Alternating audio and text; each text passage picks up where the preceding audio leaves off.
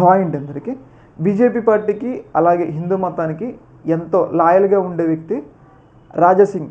మనందరికీ తెలుసు రాజాసింగ్ గురించి పరిచయం అక్కర్లేదు రెండు తెలుగు రాష్ట్రాల్లో కూడా. అయితే రీసెంట్గా ఆయన తెలంగాణ బీజేపీ పార్టీకి రాజీనామా చేయడం జరిగింది. ఆయన ప్రధానంగా రాజీనామా చేయడానికి ప్రధాన కారణం ఏంటంటే రీసెంట్గా తెలంగాణ బీజేపీ ఒక కొత్త అధ్యక్షుడిని అయితే నియామకం చేసింది. ఆయన పేరు వచ్చి రామచంద్రరావు అనమాట. అయితే ఈ నియామకం మీద ఆయన తీవ్రస్థాయిలో అసంతృప్తి వ్యక్తం చేస్తున్నారు. ఎందుకు అంటే కార్యకర్తల యొక్క ఆలోచనకు విరుద్ధంగా కేంద్ర బీజేపీ పార్టీ ఈ నిర్ణయం తీసుకోవడం అనేది సొంత కార్యకర్తలకు కూడా నచ్చట్లేదు. ఇది ఒక రకంగా బీజేపీ పార్టీకి తీవ్రస్థాయిలో నష్టం తీసుకొస్తుంది. ఏదైతే ప్రస్తుతం ఉన్న పరిస్థితుల్లో అటు కాంగ్రెస్ ప్రభుత్వానికి బీఆర్ఎస్కి వ్యతిరేకంగా పోరాడాలంటే ఒక ఫైర్ బ్రాండ్ కావాలి. ఫైర్ బ్రాండ్ మీన్స్ ఏంటంటే గట్టిగా గ్రౌండ్లోకి దిగి ప్రభుత్వాలకు వ్యతిరేకంగా ధర్నాలు అవన్నీ చేసే వ్యక్తులు ఉండాలి. కానీ ఈ రామచంద్రరావు అయితే ఒక సాఫ్ట్ కార్నర్, ఈయన అంతగా పోరాడలేడు.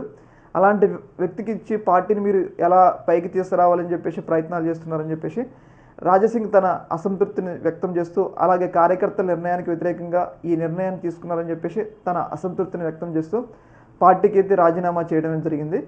అలాగే మోస్ట్ ఆఫ్ ద బీజేపీకి సంబంధించిన కార్యకర్తలు కూడా ఏమంటున్నారంటే రామచంద్రరావు అనే వ్యక్తి నిన్నటి వరకు కూడా ఎవరు కూడా అధ్యక్షుడు అవుతారని చెప్పేసి అనుకోలేదు. సడన్గా ఆయన అధ్యక్షుడిగా తీసుకొచ్చేసరికి బీజేపీ కార్యకర్తలు కూడా ఒక రకమైన షాక్కి, ఒక రకమైన ఆశ్చర్యానికి గురవుతున్నారు అనమాట.